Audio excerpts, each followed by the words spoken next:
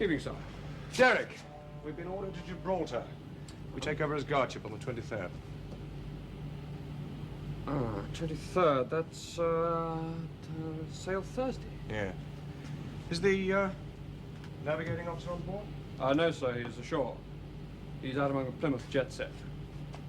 He's gone to a party.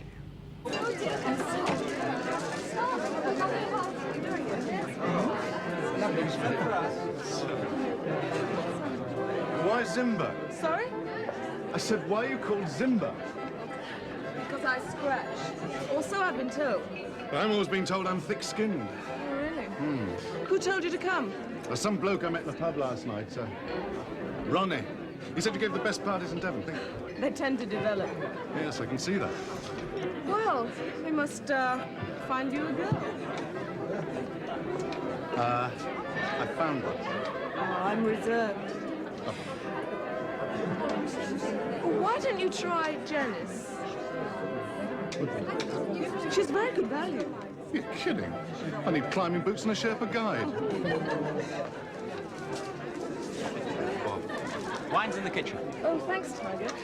This is Bob, Bob Last. Timothy Penn. Hello.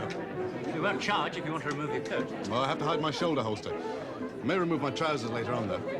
We'll keep your eyes off Zimmer when you say that. There's much else? Same old faces? Except for you. Well, I'm visiting. Yes? What's your bag? Oh, I see. I'm in the Royal Navy, navigating officer. Really, on what? In what? Leander-class frigate, HMS Hero. Come and help me with the wine. Don't I get to share the joke? Don't worry about it. Go and talk to Janice. Go on, sailor. Any port in a storm.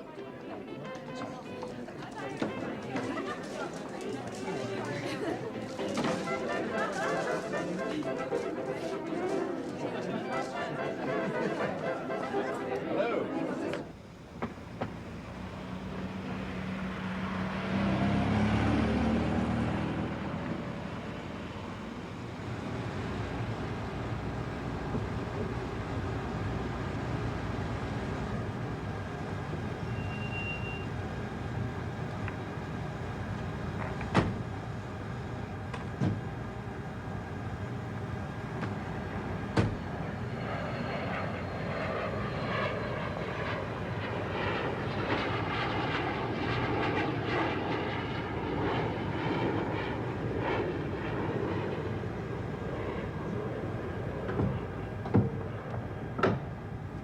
Good evening. Good evening. I'm the new Deputy Weapons Officer, Sub-Lieutenant Penn. And this is Miss Blair. Hello? Do you have an identity card, sir? Oh, sure. I don't, I'm afraid. You'll have to search me.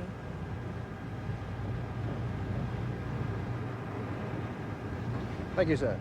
If you come this way, I'll show you to the wardroom.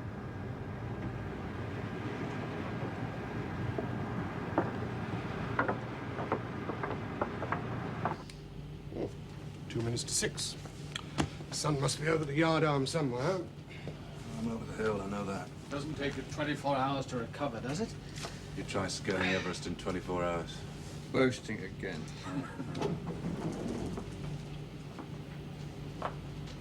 Hello.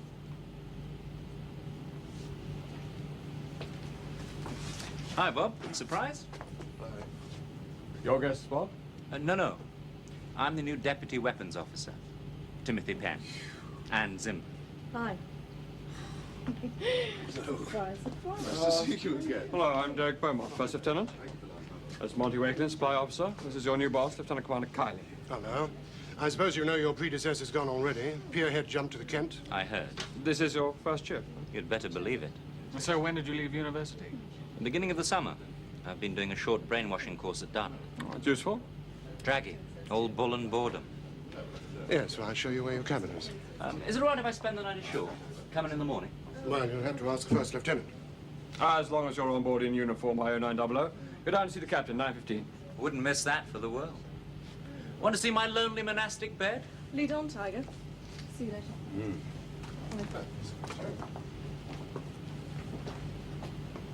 Bye. Well, what an incredible pair. And they're real. Last night she was wearing this low-cut dress. Very funny, Bob. You might have warned us. I didn't know. I thought he was a whiz kid in advertising or something. Or something. Better have a whip round by him a tie. At least he isn't wearing flowers in his hair. Not yet. This is my cabin here. And this is the captain's day cabin. And his night cabin is next door. Now, your cabin, Jim, is the third on the left hand. Well, I'll leave you to it. When you're ready, come down and have a drink. Thanks, sir. See you later. Right.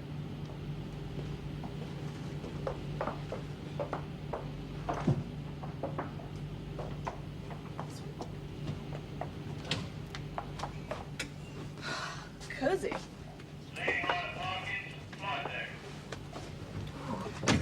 This bunk's not very big. It's big enough. Jim Penn, on board a warship. Why not? I wonder if that door locks. Well, the penalty's death, most likely. Not if you keep your hat on. I've spotted my target man, Zimba. Oh, not Bill Kiley. He's nice. No. Beaumont, the first lieutenant. He's perfect for it. When will you start? Tomorrow morning. There's no point in hanging about. And you went to Cambridge? Took a BSc? Yes, sir. Good, well done. University cadetship. Maybe paid your way through Cambridge. More or less. That's better than struggling on a grant. Well, you're on a ship now with a ring on your arm. Sailors will look to you as to any other officer. They hammered that into us at Dartmouth. It takes intelligence and application, but you've proved your intelligence. And I expect the application in bundles. Good luck, Timothy. Oh, you know the ship's program. We sail for Gibraltar on Thursday. And so I've been told. Early chance to get your sea legs. Thank you, sir. Leave? Yes, sir. You've only just arrived. And I understood we'd be in Devonport for 3 weeks. Yes, and normally we stick to our programs, but things go wrong from time to time. Programs change. I need to stay in Plymouth. Why? Arrangements.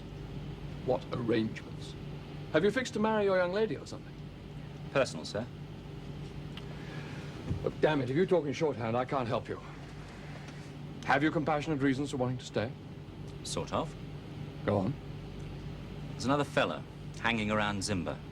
I don't want to get out of circulation. Is that all? It's enough for me. No, to trust her. Would you? Oh, yes, I consider trust to be a part of love. No, not the lonely hearts bit. There are 260 men in this ship. They each have a wife or a girlfriend. They have to be mature enough to trust. Do I get leave? No. Thank you, sir. If ever you have a genuine reason for compassionate leave, I'll move heaven and earth for you. Oh, sure. Timothy, you've accepted a commission in the Royal Navy. That means responsibility to the ship and to your men. You sail when the ship sails, you go where your men go. Where did you get that? Out of a book?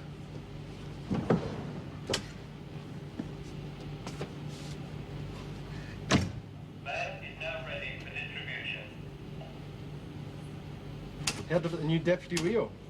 Sub-Lieutenant Penn? Aye. Lads have got a nickname for him already. Inky? Eh? Inky Penn? No, Hippy Dicky. Hippy Dicky. Aye. Came on board last night looking like a refugee from Top of the Pops. Oh, well. Can learn. Just out of university, didn't they? Aye. Somebody told me that the service paid him to get his degree. If he had a cadetship. That's not a bad racket, that, eh? Oh. Actually paid to chase all those birds around a college. I think I'll apply, eh? No, they don't give degrees for making coffee.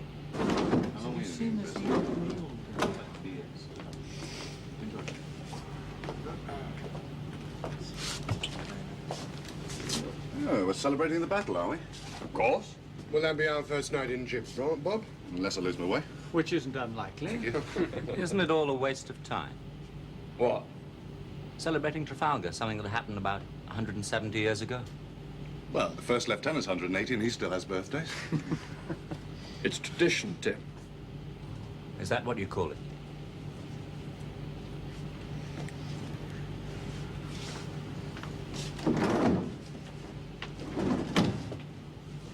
Take it easy, Tim. Number one's a believer. Is he, though?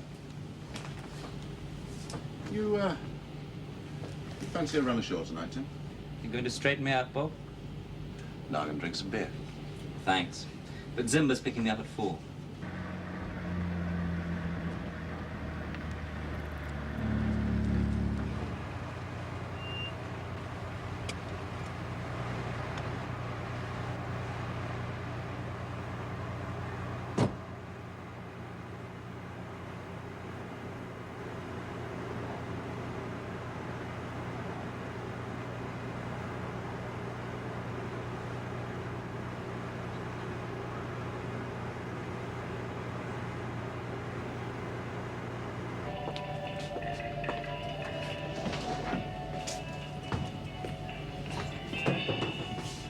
Get a shift on, Joss.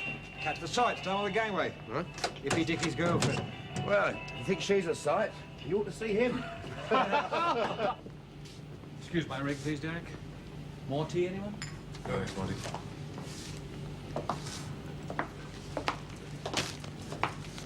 Your keys, sir. Oh, thank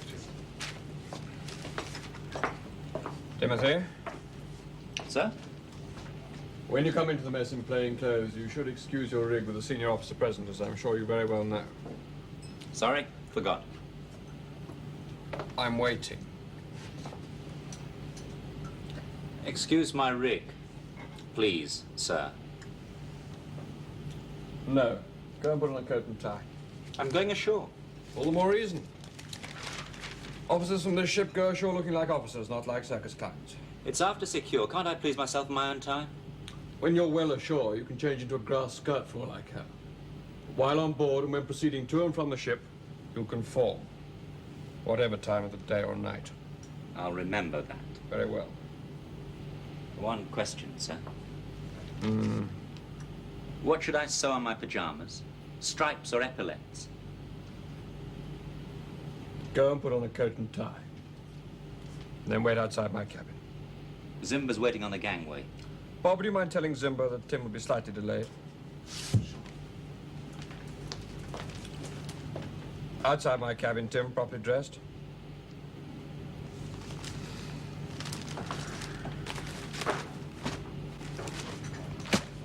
Sorry about this, Derek. I don't know what he's trying to prove.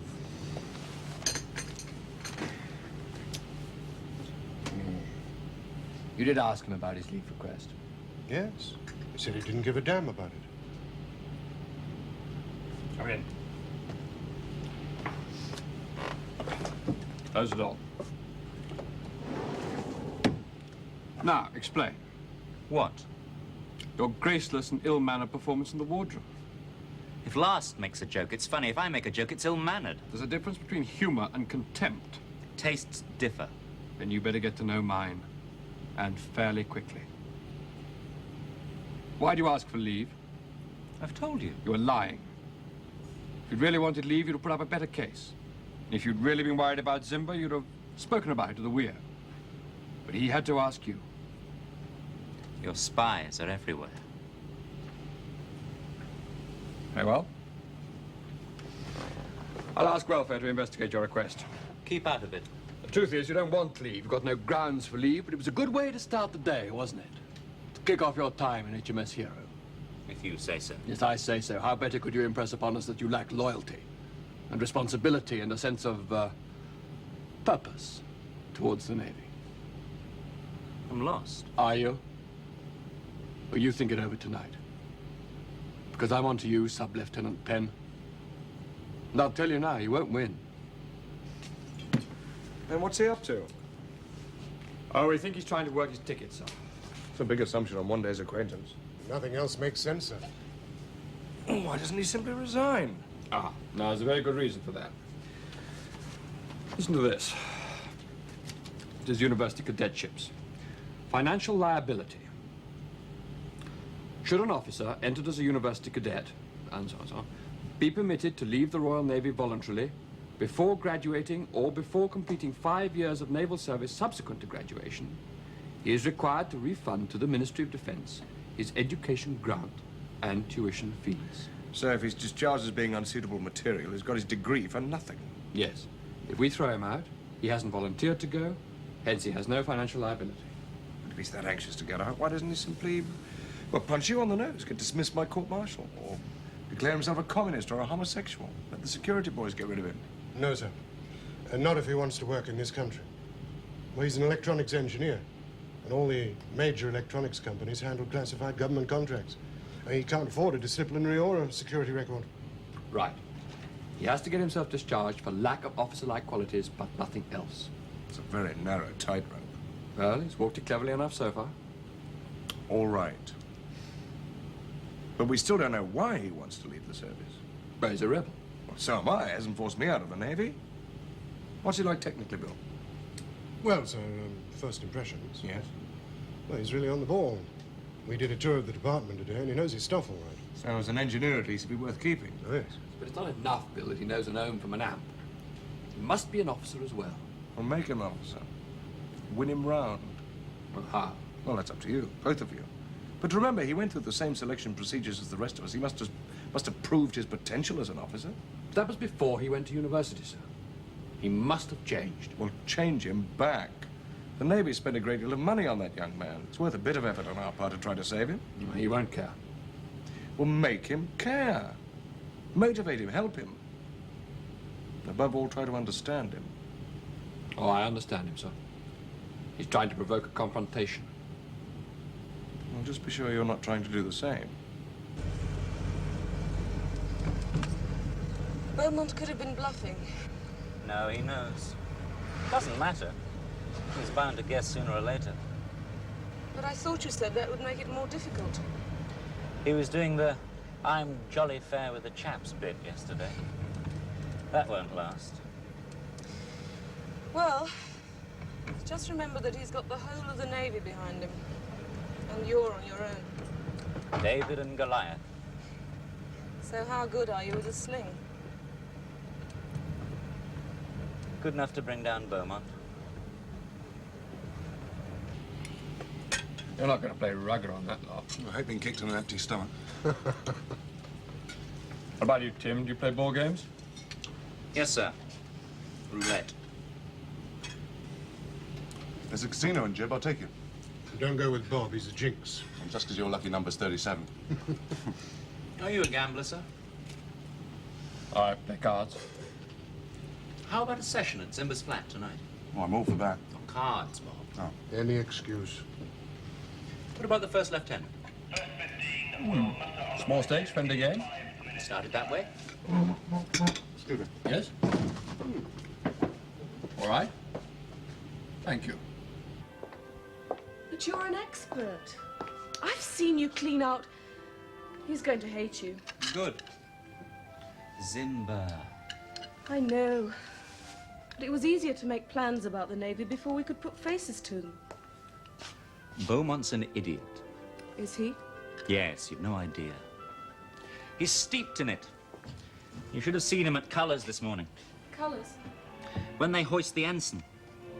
Colours, attention on the upper deck, faced aft and salute. He loves it. And you don't? It's rubbish, Zimber. Outmoded claptrap. They go through all this great sunset ceremony to get the ensign down, and in the morning they have another ceremony to put it up again. What if he can't afford your kind of poker? He's a bachelor. And I won't destroy him. Just humiliate him. Now remember, we're going there to meet him on his own ground, socially. So the poker is just a game. Sure. And keep your hands on the table and off Simba's knee. Which also means staying sober. It's going to be a wild night.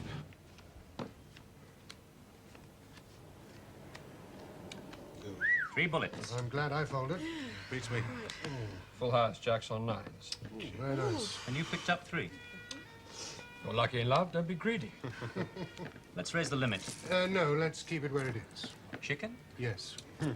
Oh, just friendly. All right, everybody in. Same game. I can't play poker for pennies. It isn't worth concentrating. Well, that's not allowed to get out of hand. Or me to win my money back. Very well. It's your game. No limit. I'll let you into a secret, gents. Up till now, I haven't even been trying. Howdy, Bill. No, I'm out. Derek? None for me. Not another bluff. How many for you, Tim? 2.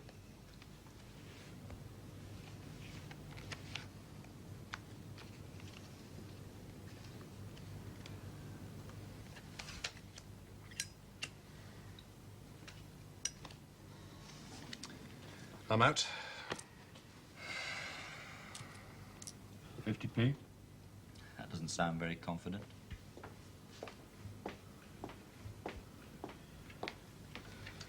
Your 50p. And up a pound. Thank you, Zimmer. And another. Give me another 5s with Simba.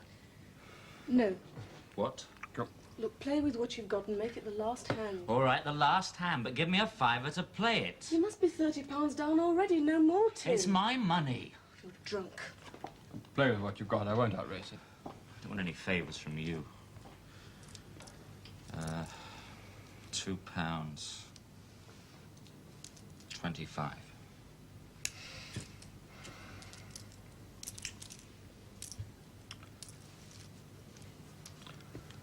See you.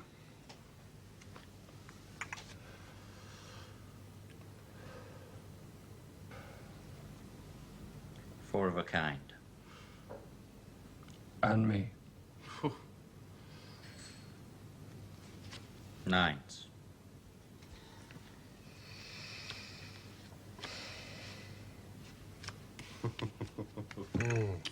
You con me. You're a pro, aren't you? Nope, but I have a rule. I drink or I play cards. I don't do both. You're bound to have a rule. Have a rule for everything. How much for you, Bill? 75p down. Well, I'm even. Well done. Bill's 75p down. That's right. You're £1.20 up. And I'm a millionaire. Derek's £29.75p up. And you're £29.70p down. Let's scale it. Divide by 5 all round. No. £29. 70p. Let's forget it. Let's leave it in the counters. Oh, you'd like that, wouldn't you? Have me obligated to you. Not particularly. Just tell me one thing. How did a stuffed shirt like you ever learn to play poker? Stay in the Navy for a while. You might learn a few things, too.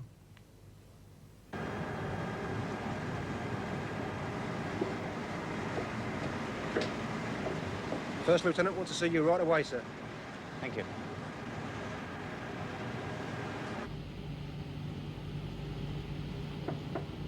Come in.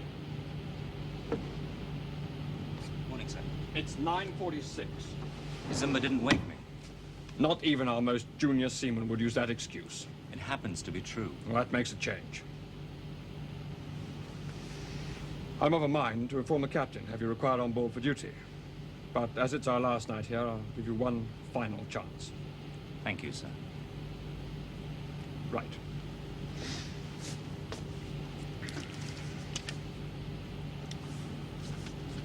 How do you take that back? No. Go and buy me a drinking gin. Cash it, I pay my debts. Do you? Yes, always. Going to pay your debt to the Navy? What does that mean? Are you going to give the Navy a fair return for your education? You've got it all worked out, haven't you? I got it all worked out years ago when I grew up. It's time you did the same. Thank you for the advice. You can go.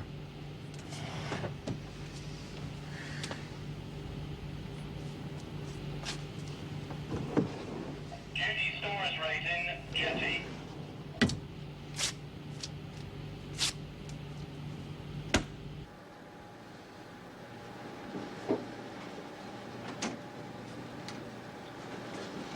Morning, sir. I'm sorry I'm late. Have you seen the First Lieutenant? Yes, I was, that morning. You made a fool of yourself last night, Tim. I know. Zimba isn't talking to me. What are you working on? Oh, it's the Saturn Delta sonar fit. Each time we adjust the pulse repetition rate, the mark space ratio becomes inconstant. Well, I suggest you differentiate the leading edge and lock it to the bias line. You can go to the top of the class. No thanks. It'd ruin my image. Are you trying to leave the service? Well, let's say I'm not trying to stay in. Then resign. Kick back all that bread. Well, you signed an agreement. I can't afford to keep it. I just don't have the money. Then you must give proper return of service. Anything short of that amounts to obtaining your fees by false pretenses. So I serve a life sentence. Well, 5 years isn't long. 2 jobs, and you could learn a lot. Now, this ship is just packed with the best equipment money can buy. It's also packed with rules and regulations. It's an enclosed community. It needs laws in order to function. I don't. I'm my own person. No one's his own person, Tim. We all have loyalties and obligations. Not me. Well, you have ties with Zimba. Nothing I can't live without. So it's not the Navy you're against. It's the world. You could be right.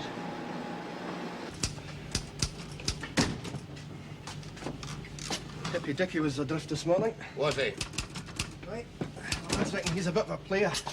He's got that smashing bird. Every engineer should have one. All I'm saying is he's getting very popular. Don't like popular officers. Now, only a master at arms could make sense of that. Look, it's easy for any of the wardroom to be popular.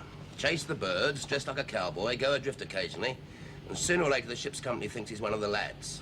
So what happens in an emergency, eh? Middle of the night at sea, panic. Are they going to obey him? Jump when he says jump? Or are they going to think it's only Hippy Dicky? Aye, well. If an officer's respected, be thankful. If he's popular, be worried. You're not unpopular yourself. Is that so? Well, I shall have to go back on the vinegar, won't I? He's out to crack the system. Yes, sir, but I'm not sure which system. The Navy, the establishment, or the world. I wonder how many coming out of university feel the same. Well, Sir Penn's a scientist. He's been taught to challenge values. Exactly. He's intelligent, independent, articulate.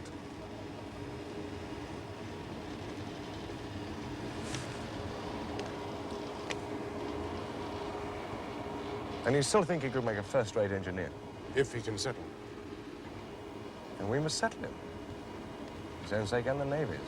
Call ourselves leaders, let's persevere. Right, sir. Perhaps things will get better when we get to sea. Hands poised for leaving harbour. Procedure alpha.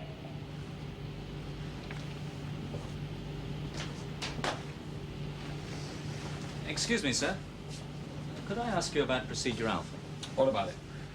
Well, I know it's full ceremonial for entering and leaving harbour. What I want to know is why the WE department is involved. All departments are involved. As many men as possible lie in the upper deck. Why? You're being difficult. What do you really want to know? I want to know. Very well. It's tradition. In the old days, when you were entering harbour, you put your ship's company on the upper deck to show your guns weren't manned. To show you... And you still do it? Yes. It's part of the ceremonial now. And the sailors enjoy it in a foreign port. Gives them an early look at local talent. And what good does it do here? Shore telephone lines will be disconnected in 5 minutes. That makes the ship look smart. Gives people a chance to see the men. People like the taxpayers that gave you your degree. In other words, it's just a sideshow. In other words, it's a custom of the service. You'll get used to them.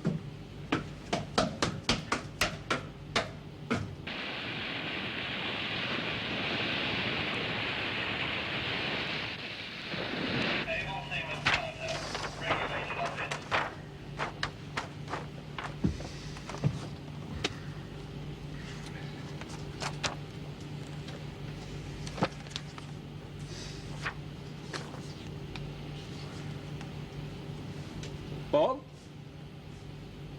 Sir? Come in. Look here. Cape Trafalgar, right? Well, unless they've shifted it, yes. And we pass it on the 21st, Trafalgar Day. Be fairly early in the morning, about first light, I'd say. Yes, but if we delayed, We could have the mess dinner on the exact spot of the battle. Well, we could. I bet nobody's ever done that before. Been right there on Trafalgar night. Well, we won't be in Jib till the 22nd. We'll be a day late, effectively. But it's worth it, isn't it? Well, yes, if the captain will signal flag us at Jib. You're not very enthusiastic. Well, if we stay at sea for the dinner. You won't be able to drink so much. You're a peasant. Come talk to the captain. It's a nice idea, Derek.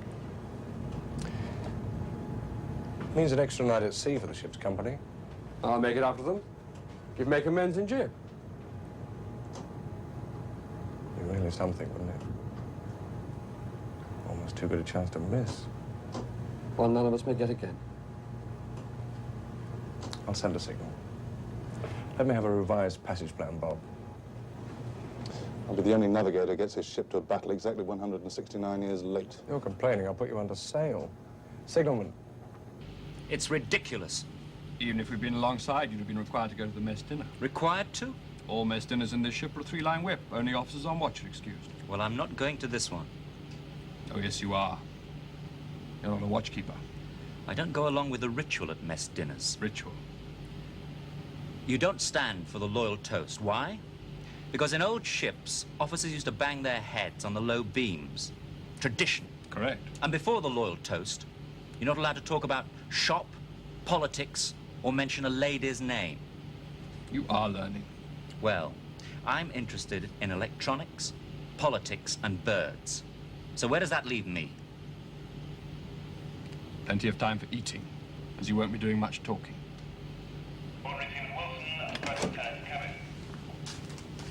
Master? Sir, If one of my division wishes to state a complaint, how does he go about it? use your request form, sir. Request to see the captain, through the first lieutenant, through divisional officer, to state a complaint. That's all. If he isn't satisfied with the captain's ruling, sir, he can put it in writing to the Minister of Authority, and so on up to the Admiralty Board. I see. Thank you. Sir, Yes? who's complaining? No one as yet. But I expect complaints from my division about this extra night at sea. Oh, they can't do that, sir. It's the ship's program. They can if it's just to keep us at sea for a dinner. The chief petty officers are having a dinner too, sir. Trafalgar night at Trafalgar. It's unusual, maybe unique. And the ship's company? What does Trafalgar mean to them? To some of them, as much as it does to us. And to the rest, at least, it's a make and mend in Gibraltar. Make and mend, sir. It's a half day off. You pipe hands to make and mend clothes. It's a sort of... Tradition. Yes, sir. Sir? Yes? Look, the sailors may drip about staying at sea, but deep down, most of them are quite proud of our... Traditions. It's brainwashing. Every last damn one of you is brainwashed. Maybe, sir, but all I'll say is, you're not to get anyone to complain. Are you suggesting I'd encourage it? Of course not, sir. You're an officer.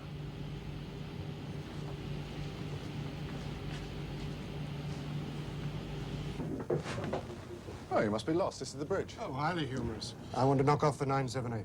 Oh, about time. It's giving a picture like a drunken snowstorm. Oh, and I would like it back before Christmas. You modern seaman. Nelson didn't have radar, you know. Been talking to our fearless first lieutenant again. You know, he's doing more preparation for the dinner than Nelson did for the battle. As long as he's happy. He's delirious. You know, he's trying to get the lads to dress up for tomorrow. Dress up. As sailors from Trafalgar. Keep them in the spirit. Spirit? Oh, no. What? No, I was just thinking the next thing you do is throw all the Napoleon brandy over the side. And I don't joke. Remember, I'm the wardroom wine caterer.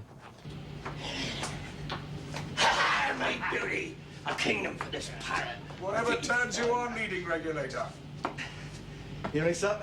Turret's drunk. You're not alone. Had a busy day tarring and feathering. Very quiet, sir, very quiet. 2 floggings and 1 keel all. Right, sir. Now to find the blind pew. I'll shiver that lad's timbers. Tonight, I tell ye. And see those messages, lad, that's right. Very smart, Timothy. Thank you, sir. Attention in the mess! Good evening, gentlemen. Evening, sir. Good evening, sir. Your usual, I believe, sir. Oh, thank you very much, Chief, and for the invitation. Couldn't let the wardroom monopolize it, sir. Absolutely not.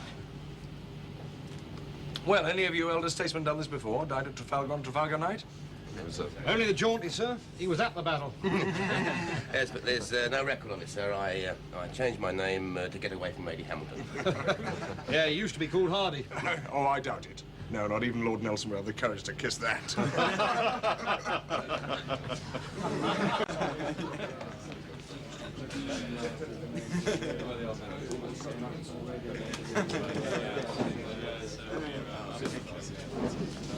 Sorry I'm late, Derek. I got held up in the chief's mess drinking lime juice against the scurvy. Precisely what we're doing here, sir. What a good idea. Thank you. Come on, T. Well, Tim, been to these affairs before? I've suffered a few in the past, sir. Oh, you wait till you've had to live through one of my speeches. Mr. President, it has come to my attention that Lieutenant Wakelin is attempting to discuss the merits of a certain lady in Southsea. Daisy isn't a lady, she's a bitch. Don't tell us your problems. Find a round of applause.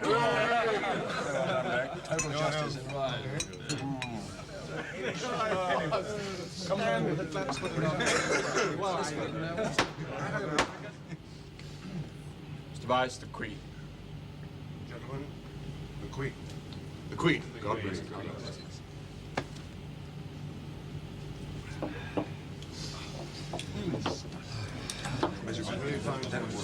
His master's voice, aren't you? The wardrobe's been redecorated. Totally stripped. Gentlemen, you may now smoke.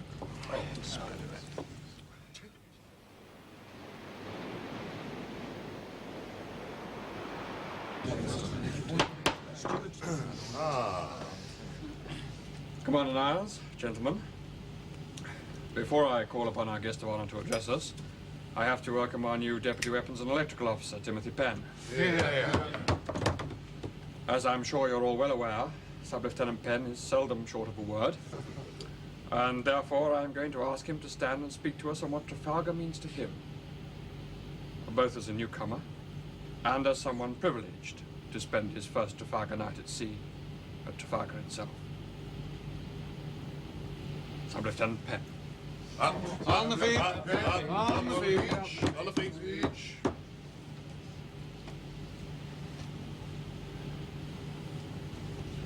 Commander Niles, Mr. President, gentlemen, and Lieutenant Blast. We all know what the pigeons do to Nelson's column in Trafalgar Square. And I think the pigeons have the right idea and the right attitude towards those traditions which beset not only the Navy, but the country in general. The trouble with our country, the trouble with the Navy, is that it is backward-looking. You cling to Trafalgar because it was a glory, and there are no glories in your lives today. You cling to tradition because without the pomp and mystique of past days, you are nothing more than a sore on the face of a thinking society. Gentlemen, you are war lovers without a war, an echo of generations best forgotten. The new generation, my generation, does not want you, has no need of you. Now, there may be another war, but we shall not fight in it. Surely, it is better to be alive under foreign domination than dead as a result of going to war. The Hawks, gentlemen, have had their day. Nelson is dead. War is dead. Let them rest in peace. True peace.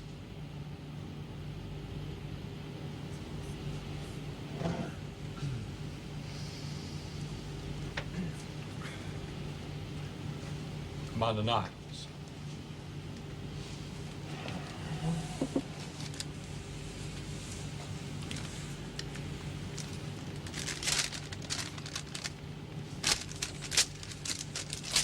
Mr. President, gentlemen, were Lord Nelson here tonight, he would have been much encouraged by Sub-Lieutenant Penn's address. Nelson, too, believed in questioning the values of the past, in making up his own mind. His victory at Trafalgar stemmed from his abandoning proven battle tactics, of breaking with tradition to do something revolutionary. Similarly, he fought all his life to improve the lot of his men, to question accepted values, to seek better and fairer solutions. But Nelson was no fool. He was able to distinguish between the good and the bad, and he did cling to the traditions of patriotism, of duty, of honor. He instilled the same in his men, such that they went to battle in pride and held for Nelson the greatest possible affection and esteem. Ah. Nelson taught them that one can serve one's country and yet surrender no ideals. That one can add to a vision of peace and of a better world the satisfaction of doing something about it, and find honor and reward in the profession of arms. No chance.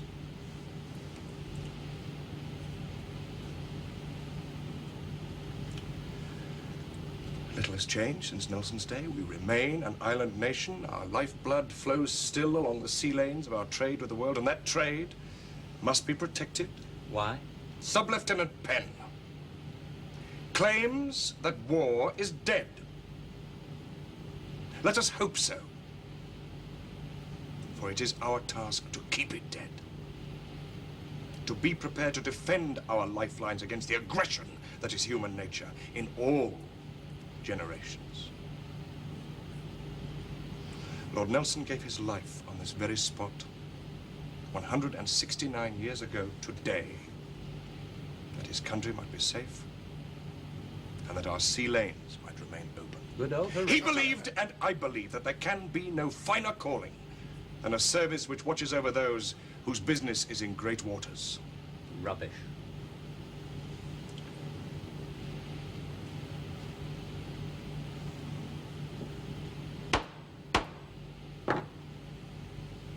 Sub-Lieutenant Penn, you will leave the mess immediately and retire to your cabin.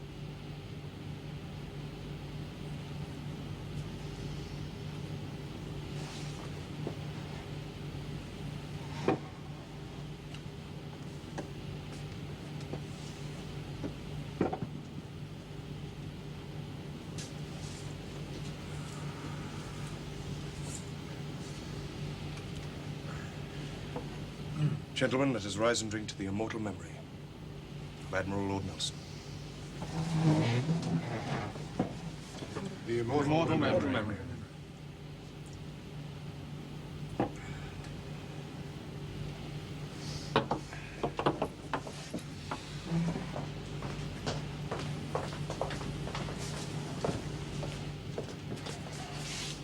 You forced Penn into that. I didn't write his speech for him. You got him on his feet, made him declare his hand. All right, sir. But I wanted you to see what I'm up against. Now you know. What I know is this. We have the finest equipment of any navy afloat, and there's no damn good as without men of Penn's ability to maintain it. He's typical. He's not typical of anything, sir. He's a misfit. He's a pseudo-intellectual. He talks in cliches because he hasn't got an original thought in his head and he's got to go. If he goes, we've failed. If he doesn't go, sir, you can find yourself a new first lieutenant. I'll see him at 8:30 tomorrow morning.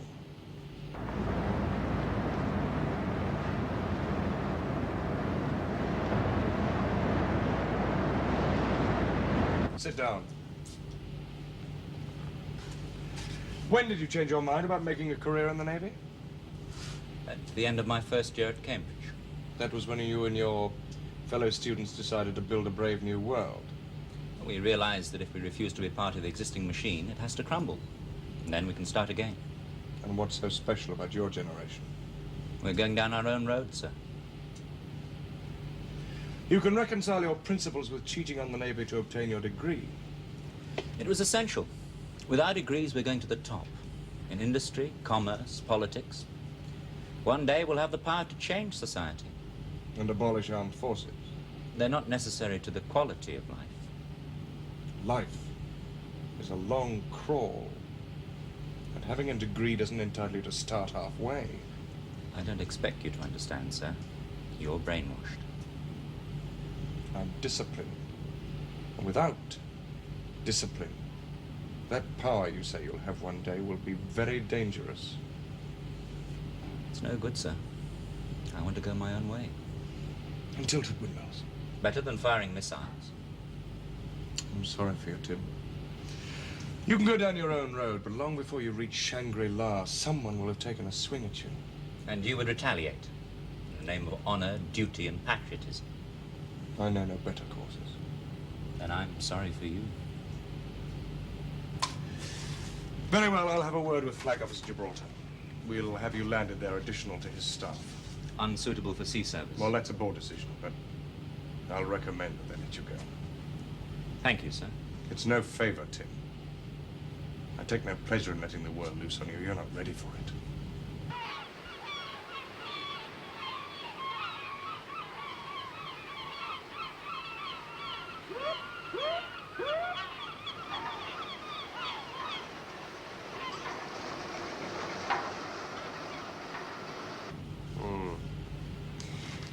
You did the right thing, Mark. Well, I don't know, sir. He's an electronics engineer, a good one. And we've lost him. Now, if the Navy can't live with him... Perhaps we have to learn to. If the new generation from university is, in fact, a generation of Timothy Penns, then the Navy is in trouble. Oh, come on. Well, yes, sir, with our new weapons and propulsion systems, we need young officers from university. To keep them, we've got to find some common ground. Then we'll find it. Well, I failed with Penn. I couldn't reach him in any way at all. He'll come to no good. We don't know that, sir. So, where's he going? Down his own road. Wherever that may lead.